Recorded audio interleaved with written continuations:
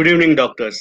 My name is Rahul Desai, and on behalf of FDC and Med Talks, in our journey of 52 weeks of Diabetes Essentials, I hereby welcome you all to this live module brought to you by ENERZA Zero and in memory of Dr. KK Agarwal, sir.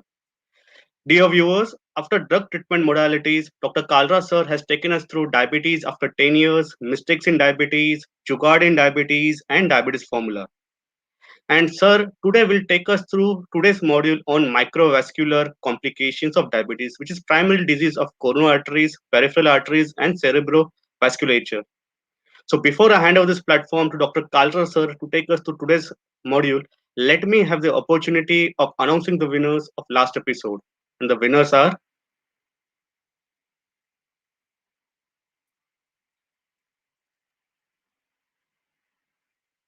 from Delhi, Dr. Bimla Kapoor, Dr. Shahid Sofi from Jammu and Kashmir. From Karnataka, we have Dr. K.M. Prasanna Kumar, Dr. Anupama Swami, Dr. Ravi Bhatt, Dr. Kishore Anil.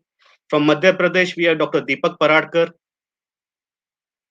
Dr. Surjit Sahu from Odisha, Dr. Namrata Puri from Punjab, Dr. M.R. Chipa from Rajasthan, Dr. Asma Saeed from Uttar Pradesh, Dr. Dheeraj Haldar from West Bengal, and from Maharashtra, we have Dr. Jayshree Salyan, Dr. Aspi Mehta, Dr. D.G. Parmar, Dr. Sanjay Kanoje, Dr. Anupam Agarwal, Dr. Saroj Narang, Dr. Nitin Gholap, and Dr. Jayshree Avlekar.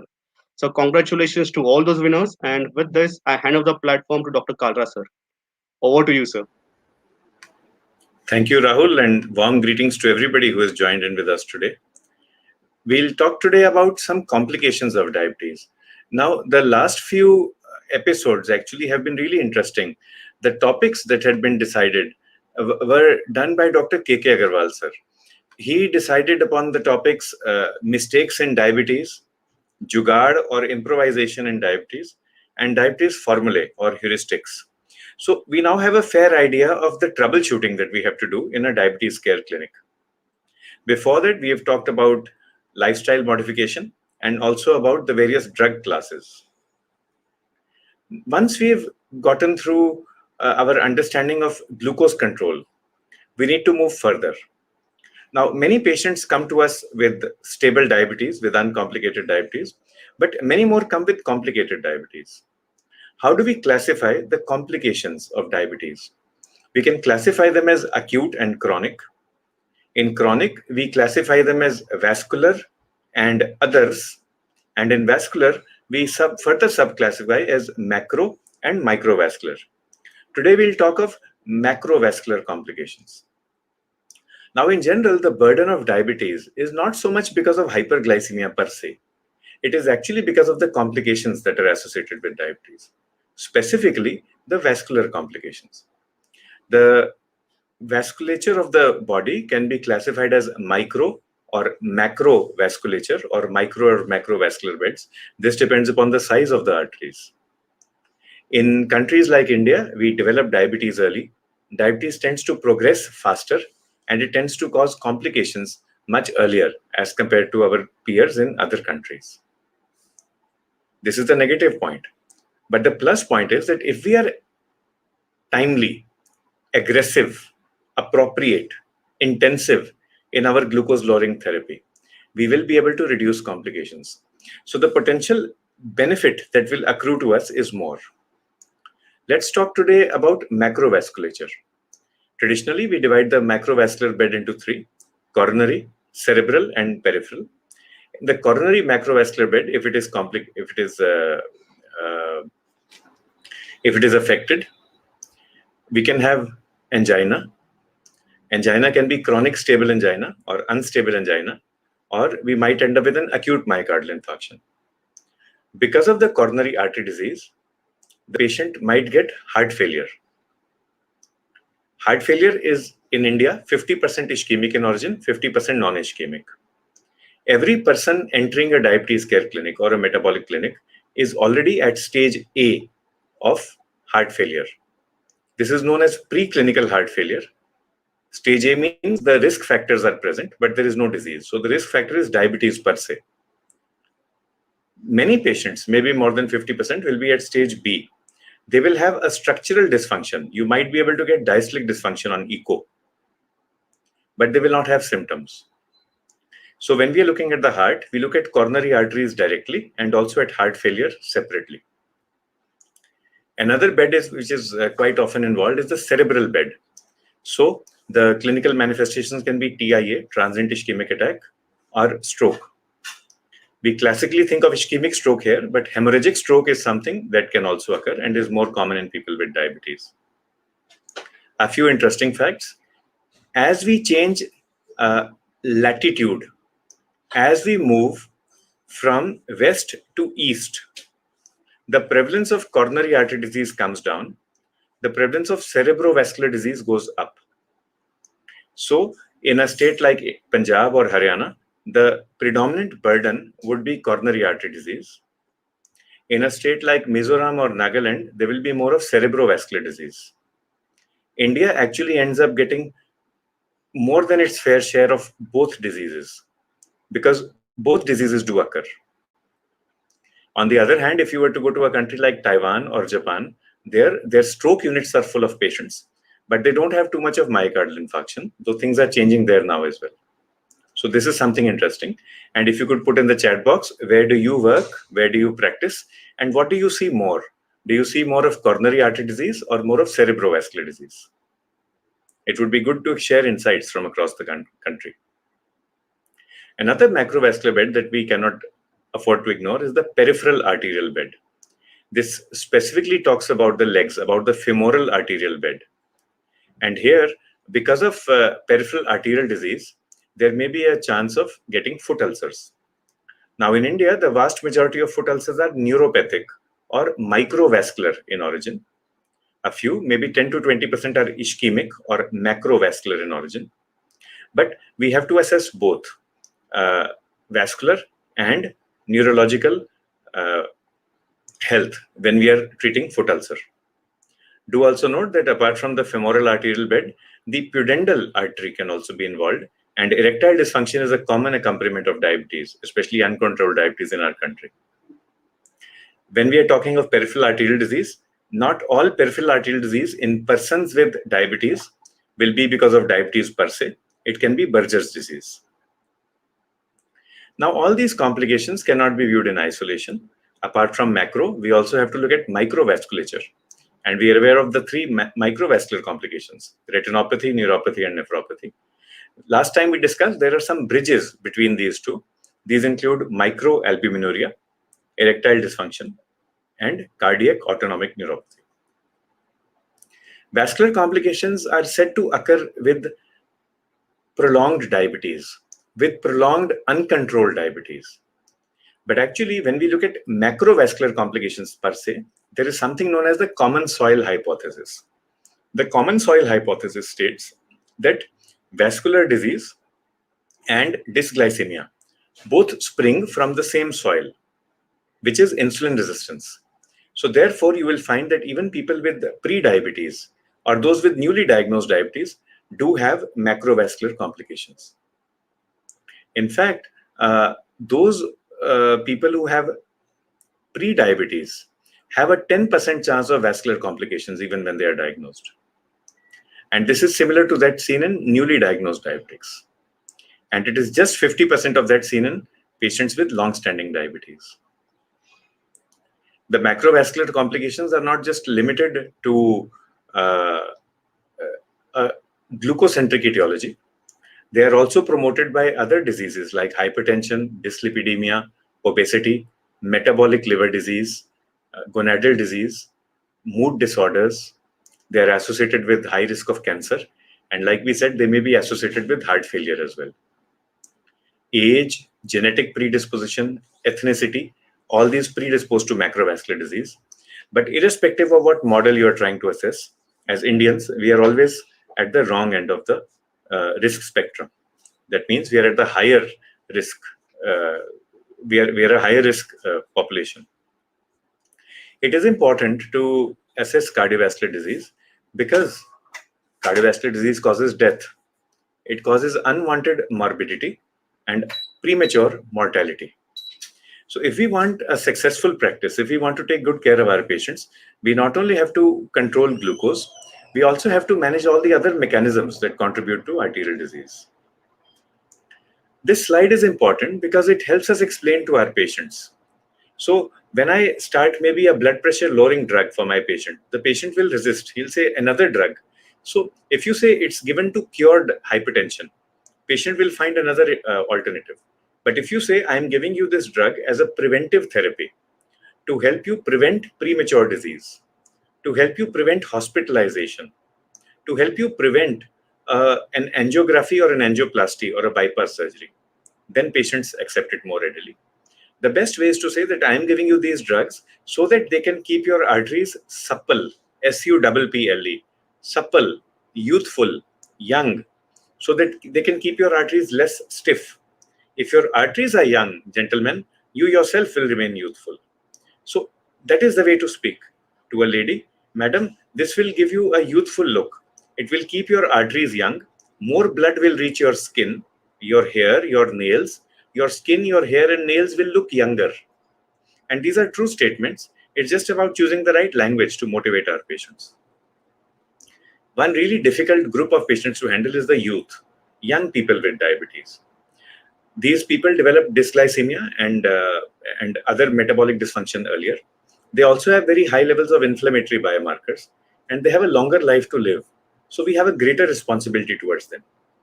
But youth are reckless, and they usually do not listen to doctors, especially to elder doctors like me.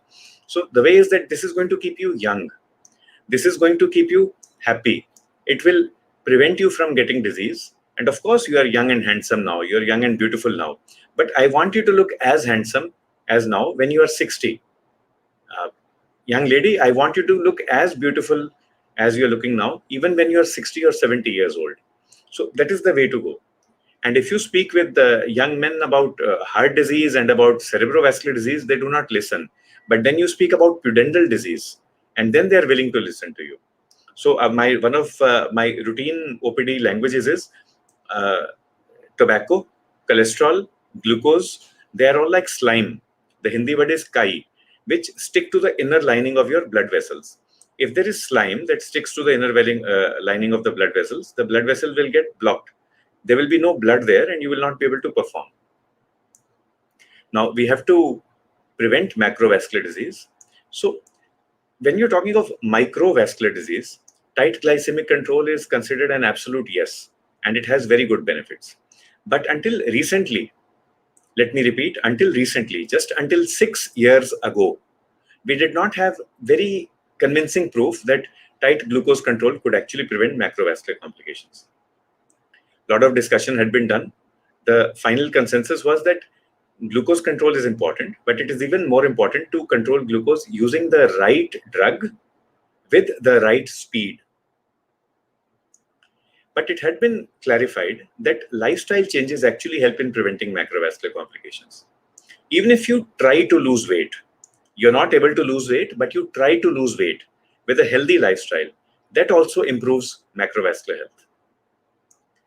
It has also been proven that if you're able to use other pharmacological interventions, reduce dyslipidemia, reduce blood pressure, reduce overweight or obesity, these help in preventing macrovascular complications.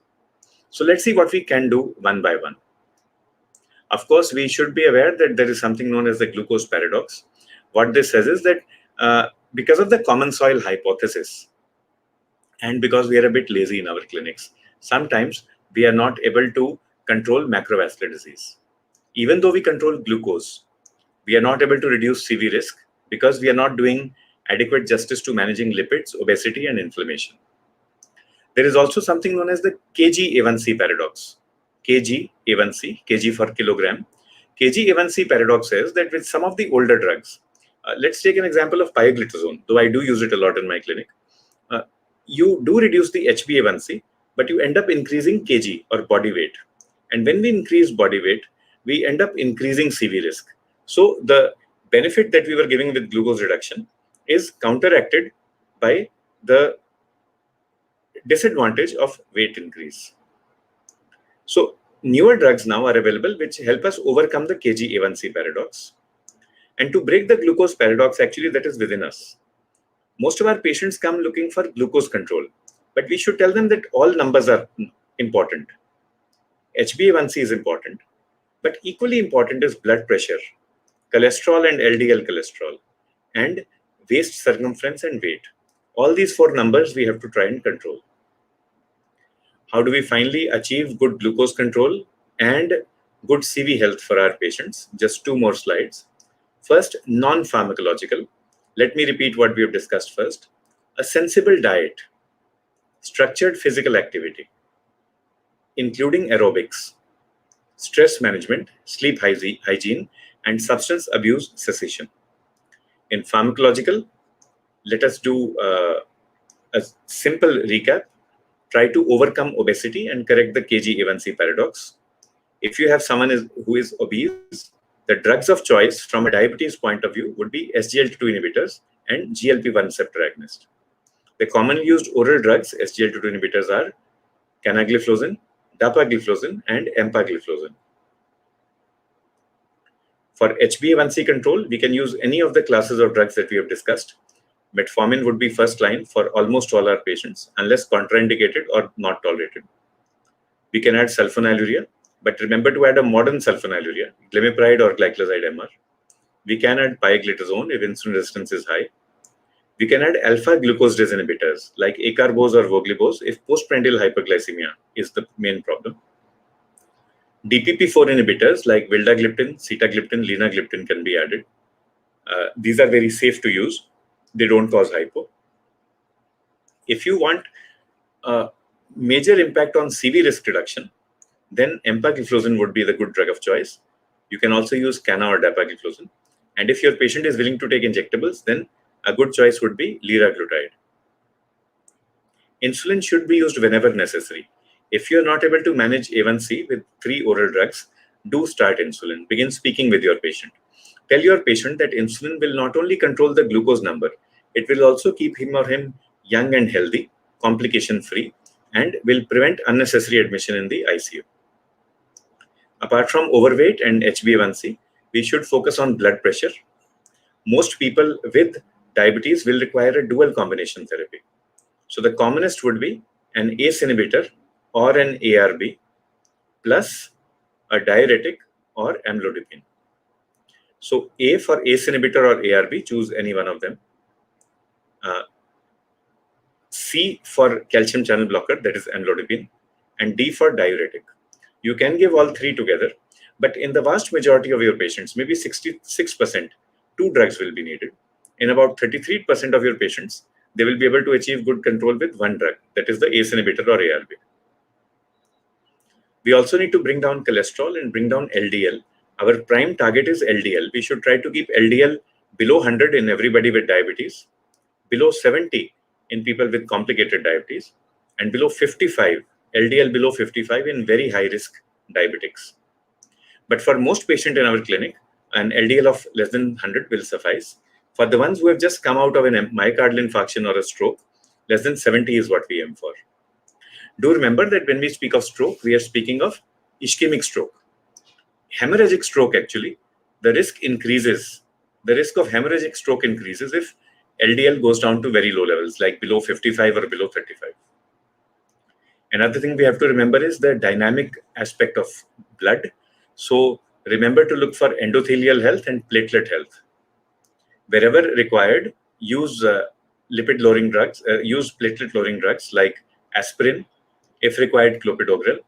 Sometimes our colleagues in cardiology will also give a triple anticoagulant cocktail. Endothelial function is best maintained by ensuring good nutritional hygiene. And many times you will need good doses of the neurotropic vitamins, B1, B6, B12, to ensure endothelial health. So all these are together, and you cannot view any one of them in isolation. We have to remind our patients that we have to look at all numbers: obesity, HbA1c, blood pressure, cholesterol, endothelium, and platelet health. And we have to use the appropriate drugs for that. Drugs alone will not work. We do need lifestyle measures as well. But then lifestyle measures alone also do not work. We need drugs to help our patients. With this, let's review our questions of last week. Our first question was, which disease is not related to the circulatory system? And the answer was diphtheria. Our last week's ENERZA 0 question, was a patient presents with decreased deep tendon reflexes, muscle weakness, fatigue, concentration, constipation, abdominal pain. The electrolyte imbalance suspected was hypercalcemia. So high calcium can lead to constipation. Whenever we prescribe high doses of vitamin D, if your patient complains of constipation, do reduce the vitamin D dosage immediately. This is one of the commonest symptoms of hypercalcemia that we see in the OPD. Let's come to our questions for this week. Now, for this particular question, give the best possible answer, whatever you feel is the best possible. A patient arrives unconscious in the emergency department. She has severe hypoglycemia. Out of these four options, what would the nurse first give? Regular insulin intravenous, NPH intravenous, 10 to 5 grams carbohydrate or orange juice orally, or 1 milligram glucagon. So for severe hypoglycemia, the first line treatment is regular insulin, NPH, oral carbohydrate or orange juice, or glucagon. Our second question, and there is a hint here for you. A 5-year-old boy has passed 18 loose stools in the last 24 hours. He's also vomited twice in the last 4 hours. He is irritable but is drinking fluids well. So oral intake is okay. What is the optimal therapy? Is it intravenous fluids, ORS, intravenous fluids first, followed by ORS, or plain water ad libitum, plain water as much as the patient wants? So these are the four choices. Which is most appropriate for a 5-year-old boy who is having diarrhea, vomiting, irritable, but is drinking well? IV fluids, ORS, IV followed by ORS, or plain water ad libitum, as much as the child wants. With this, let's come to our questions for today. There is a question from warm greetings, Dr. Naeem. How are you? And there's a question from Dr. Amit Patel. He's a pharmacologist. Give us a simple formula on which insulin to be introduced. I can do that. And let me take other questions. So I'll just come to your question in a minute, Amit. We have other questions as well. Dr. Pallavi Rai says, 83-year-old lady with diabetes for the past 15 to 20 years. She's taking Rhizodeg, that is a co-formulation, twice a day, 15 units before dinner and 18 units before breakfast. Fair prescription, very safe for an 83-year-old lady.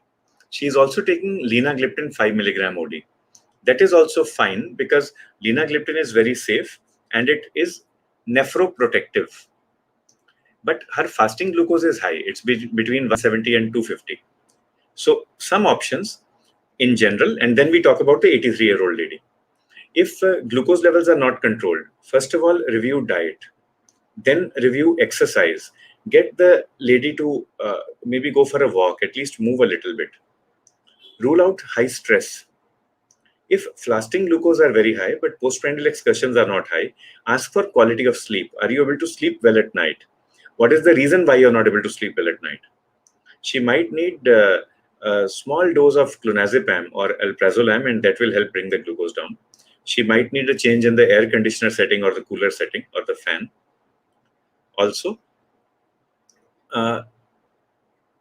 look for other issues, like maybe she's having a large glass of milk, a big glass of milk, full cream milk at night.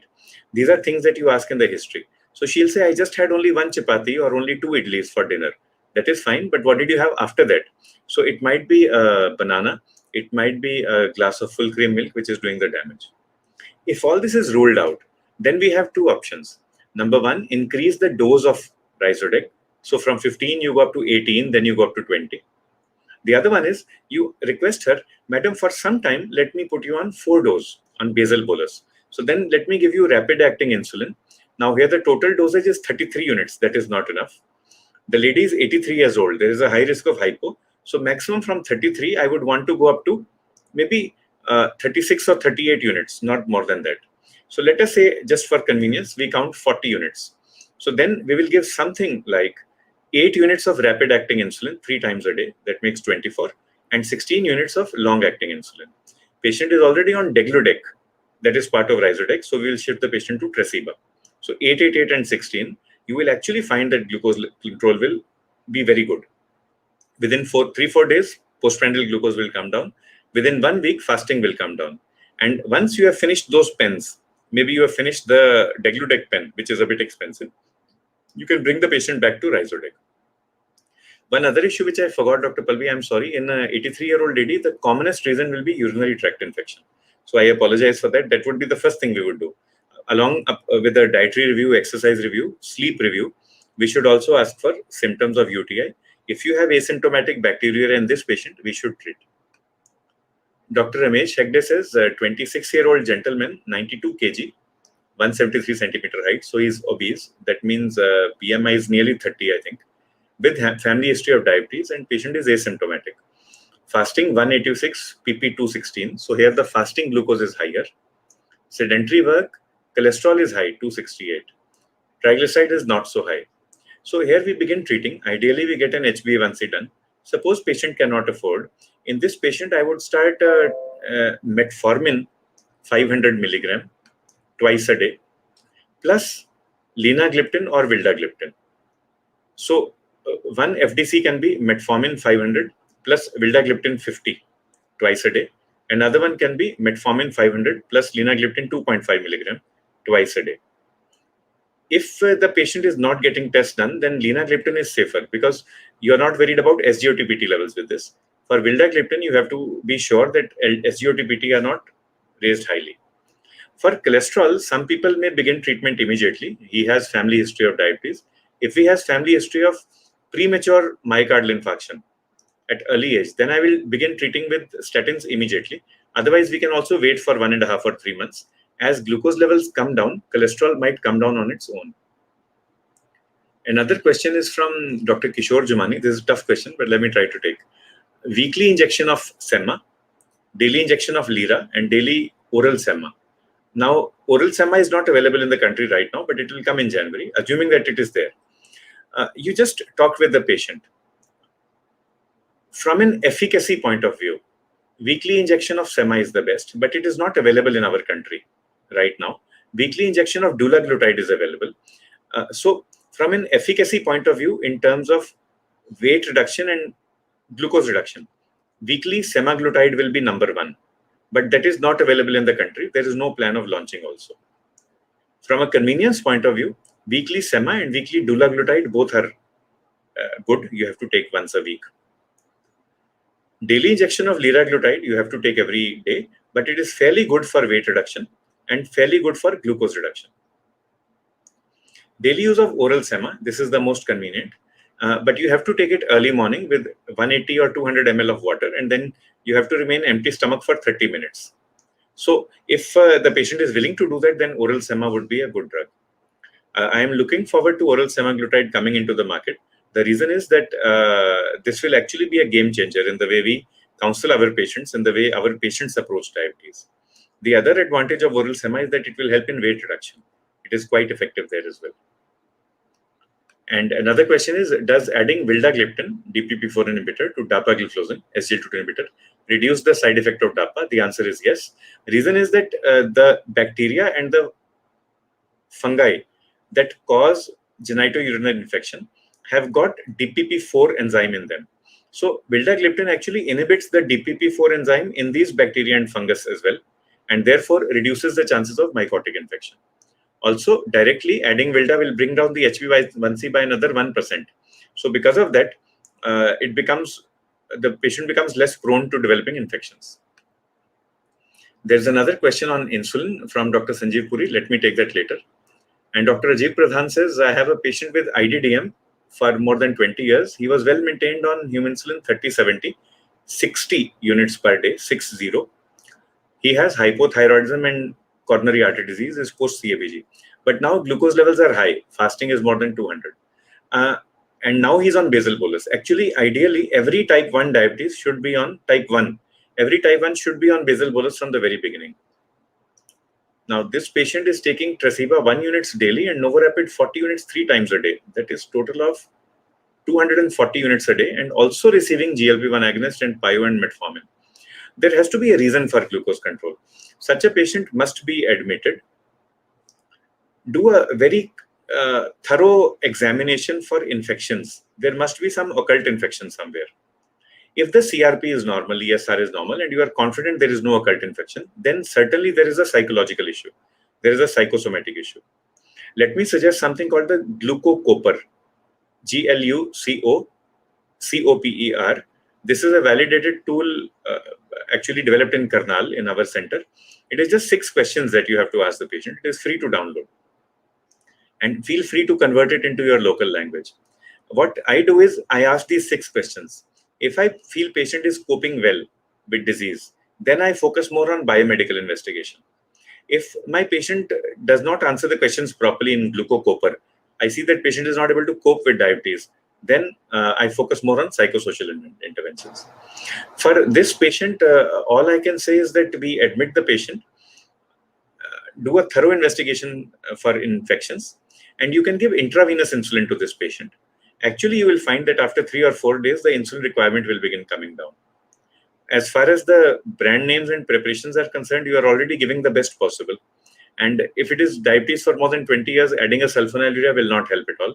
We can add empagliflozin or canagliflozin or dapagliflozin. That will help a lot. Also see the thyroid status.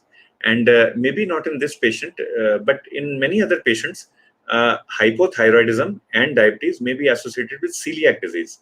So it may be worthwhile doing a TTG. If TTG is high, transglutaminase, then you stop wheat. Shift the patient to rice or maize or millets, ragi, bajra, and then see how the glucose levels behave. Dr. Chipa says a male patient, 45 years old, with type 2 diabetes, HbA1c is 8.79, fasting of 200, and PP 245, and urine sugar 2 plus, and ketones trace also. And we have given sulfonylurea and metformin both. But if patient has ketones and fasting is high, it would be good idea to give premixed insulin in the short term. And we can counsel our patients. Let us just give it for a short period of time, then we will bring you back to tablets. How I tell my patients is, and I come from farming area, so we tell them that sugar is produced from the sugarcane plant. Alcohol is also produced from the sugar plant. So both are the same. What is happening in your body is that the sugar levels have become so high that they are getting converted into alcohol. That is how we explain ketone bodies to the patient. Now they've converted into alcohol. Now you cannot use this sugar cane to make good quality sugar. What we will do is we will give you insulin. At the same time, you start drinking a lot of water, even if you don't feel thirsty. Let all these ketone bodies go out through your kidney. Within a week, you will be as good as new. All these ketone bodies will have gone out. The sugar cane will come back to normal, and then we can bring you back to tablets. And most people are able to understand this analogy. Dr. Subhash has a question directly related to this topic. That is, when do you start aspirin in non-cardiac diabetic patients? So earlier we used to give for primary prevention. Now we do not. So now it would be for secondary prevention. Everybody with diabetes and cardiac disease should get aspirin. But do not give aspirin to prevent cardiac disease. When will you give statin? There the answer is yes. Some people say you can give everybody above age of 40. Others say everybody with dyslipidemia. I would say let us remember the target LDL for everybody with diabetes less than 100. For everybody with diabetes and heart disease less than 70. Everybody with diabetes and heart disease and very high risk of further heart disease less than 55. If our LDL is not at target, we should start a statin. Everybody with diabetes and nephropathy, we should start a statin irrespective of LDL. So that means the vast majority of our patients with the diabetes, actually maybe around 70%, should get a statin. You can start atorvastatin 10 or 20 milligram or rosuvastatin 10 milligram. Dr. Rajeshwari says many times we ask diet and patients never actually tell. So how I tell is how Dr. Rajeshwari, Dr. Sunku, I ask is based upon the season. So now it was monsoon. So the favorite sweet here is ghevar. That is, Haryana makes the best ghevar in the world. Though I think our friends from Western UP and Rajasthan do not agree with us. But you must come to Haryana sometime, Dr. Rajeshwari. Only in monsoon season it is made.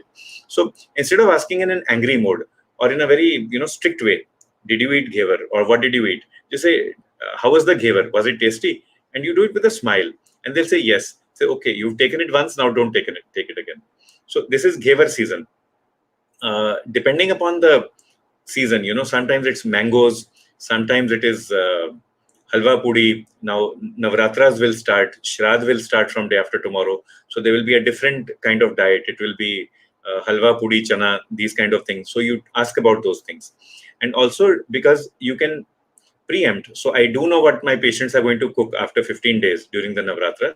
I tell them, see, you can take the chana with the rest of the family, but the halwa part and the puri part, you don't do that. You can make a kheer for yourself. The definition of halwa is that it is cooked in ghee.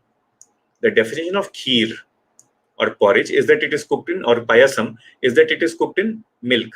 So if you take a sugar-free payasam, you just cook the milk, you add the sevia or whatever you want to it, and you don't add any sugar. At the end, you can add 1 or 2 dates or maybe 2 or 3 raisins, and then the children can take out those dates or the raisins and eat them. That is a very low calorie way of enjoying a dessert and enjoying it with the family. Instead of a puri, you can encourage them to take kulcha or a bread. But when you are telling them to take kulcha or bread, you have to tell them that you have to heat it on a non-sticky tawa or a non-sticky griddle pan. The Hindi is sukhe tawe pe. On a dry tawa or a dry griddle pan, do not apply ghee or oil while you are heating your kulcha.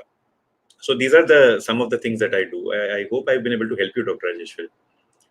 Dr. Sanjeev Desai says, in younger patients with strong family history, should I start with insulin? Only if indicated, Dr. If they have very high glucose levels, they are symptomatic. So if they have severe hyperglycemia, they are symptomatic, or they are sick with some associated infection, we can start insulin for a short period of time. Otherwise, tablets will do. Our main aim is to help them change lifestyle and reduce body weight. Dr. Surinder says, Dr. Gupta Sahab says, most heart attacks get clots from the legs. Yes. Or are we missing it? Because, okay, so I get the question now, Dr. Gupta. So many diabetics complain of calf ache. This is usually because of neuropathy. Usually. Second common diagnosis will be electrolyte imbalance. If patients are continuously complaining of calf ache, first line therapy would be regular exercise. Ask them to do ankle pumps. So let's all do it. If you can stand up, why don't we stand up on our toes? Stand on your toes, and I'm actually doing that. Get a feeling that your calf muscles are being stretched. Count up to 10, and now you come down. Let's do it all over again. Everybody stand up, please. Stand on your toes. Count up to 10 and come down. Now let's do the opposite. Stand on your heels. So that's what I'm doing now. Now again, there's a different type of stretch in my calf. Let me stand on my heels, count up till 10, and then go back. Again, stand on your heels and go back. If you keep on doing this regularly, what happens is, this is what we tell the patient, there is a pump. The Hindi word is tullu pump. So there is a tullu pump in the calves, in the calf muscles. Usually that becomes weak with age and with diabetes. When you do this exercise regularly, 10-15 minutes, 2 or 3 times a day, your pump, the tullu pump, becomes re-energized. Blood flow increases. The muscles of the body, the bones of the feet and legs, they become healthier. More nutrients reach the feet and legs, and your pain will disappear. So this is the first exercise, first treatment. Second would be calcium and vitamin D. Third would be neurotropic vitamins. Sometimes you may wish to give magnesium. In practice, usually you don't test it, but if nothing else is working, you can always try a tablet of magnesium for 10 days, and that should help. There are more questions on insulin. So, okay, Dr. Shashi Khanna says, should I eat metformin 500 before going to a party? I actually use this kind of medication sometimes in my patients. If your patient is going to take a high carbohydrate meal, that is the case almost always, then the drug of choice would be acarbose 50 milligram or voglibose 0.3 milligram. If patient cannot tolerate, then acarbose 25 or voglibose 0.2. This will actually reduce the absorption of the carbohydrates. If patient is going to take a heavy fat meal, high fat meal, then orlistat 60 milligram or 120 milligram will be drug of choice. Metformin will act very slowly. Metformin acts more on fasting glucose, less on postprandial glucose. So therefore, like as a party tablet, the acarbose voglibose will be best. Another thing that can be done is to give a short-acting secretagogue. The drug of choice would be repaglinide. 1 milligram usually, sometimes 0.5 or 2 milligram. That will act fast. It will not cause long hypo. Dr. Amit has asked about insulin. So I can share slides next time, Amit. But in general, if you have a patient who is unwell, glucose is not up to the mark, it's not getting controlled, we need to start insulin. In the vast majority of my patients, I will start pre-mixed. So let us say my patient is weighing 100 kg. Just let me make the calculation easy for myself. Usually, I will start 20 units twice a day of premixed insulin.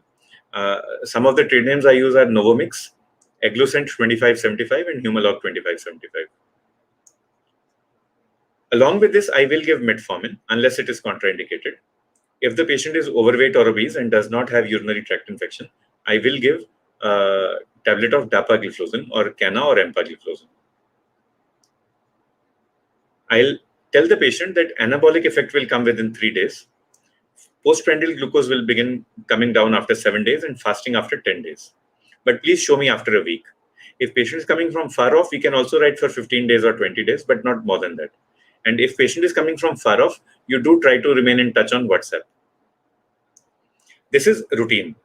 But if I have a patient who is at high risk of hypoglycemia, elderly patient is coming from very far off, patient is not very numerate or literate, then I will bring the dose down. Maybe it will become 12 units twice a day. On the other hand, if patient is heavyweight, has very high glucose levels, has also got an infection which is difficult to control. Maybe patient has tuberculosis, maybe genital infection, urinary infection, diabetic foot. Then I can even I can start a higher dose. I might start 25 BD. So this is vast majority of my patients, premixed insulin initiation. Some patients where there is a very high risk of hypoglycemia or where the glucose levels are not very high, lean, thin patient, fasting of 200, PP of 210. Patient is not eating anything. She has already been on 2 grams of metformin and she is so lean and thin. Here I might start basal insulin alone. So I will start something like 10 or 12 or 15 units of glargine or degludec at night and ask the patient to come back. I will counsel the patient, madam, glucose level may not come down, but you will come back with a smile. I promise you that you will be smiling when you come back next week. And then you move ahead. Some patients with the diabetic foot with tuberculosis, ideally they should be admitted, but maybe they don't want admission or we are not able to admit them. Multiple socioeconomic reasons. Here we start with basal bolus. But this is again very few patients. Basal bolus, I would do the same calculation. Total of 40 or 50 units per day for a 100 kg patient. Around, let us say, I wanted to give basal bolus to a person with diabetic foot and the person weighs 100 kg. I will count total of 50 or 60. And maybe I will give rapid acting 8 units 3 times a day. That makes 24. And 24 or 25 units of degludec or glargine at night. So Amit, I hope this helps. If there is any other question, I will be happy to take that now. There was one more question on insulin, and that was from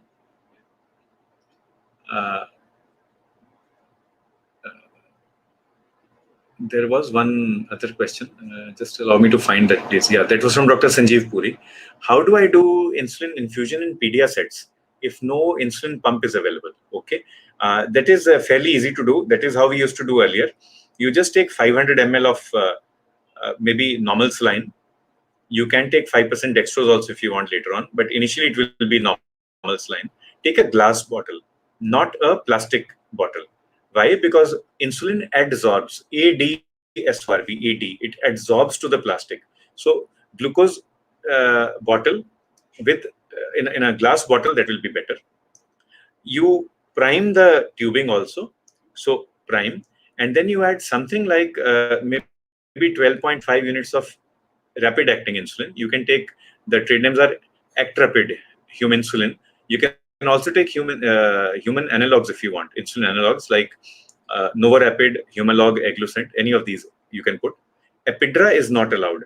Epidra is a rapid acting insulin analog, glulicine, that is not compatible with most IV fluids like ringer lactate. If you want to be safe, you just take human insulin, regular insulin, or aspart. These are compatible with normal saline, DNS 5%, 10%, and also with ringalectin. So you do that and you start something like 15 drops per minute. You keep on checking glucose every 1 hour. When you want to check glucose, if patient is on normal saline, you can check anytime you want. Check on the contralateral arm.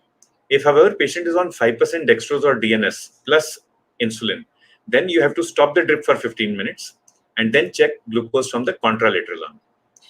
Hypokalemia, we have to add KCl. Send a serum potassium immediately, urea creatinine.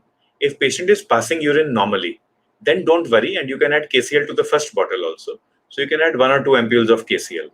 I understand that many of us do not have access to good quality sodium potassium measurements. So that I understand. I have gone through that myself.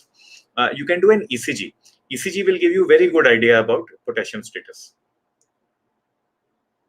Insulin infusion in Pediaset. So one precaution was that you need to use a glass bottle. You do not need to cover with foil paper or anything. It is not photolabile. And you have to keep on checking glucose level every 1 to 2 hours. Also, you have to be watchful for fluid overload, but usually in DK, that is not an issue initially. And in adults, usually it will not be an issue. So I think we have answered all the questions that we had today. It's always fun being with everybody. Please keep on asking these questions. And Dr. Amit, in the coming weeks, and also Dr. Sanjeev Puri, we will speak more and more about insulin. So thank you, and have a good evening ahead, whatever is left of our weekend. So, sir, good evening, and I must congratulate, because last week or maybe this week I've been traveling to eastern part of India, and I've met many of our regular viewers and conversation with them. You know what we are lacking and what we can improve upon.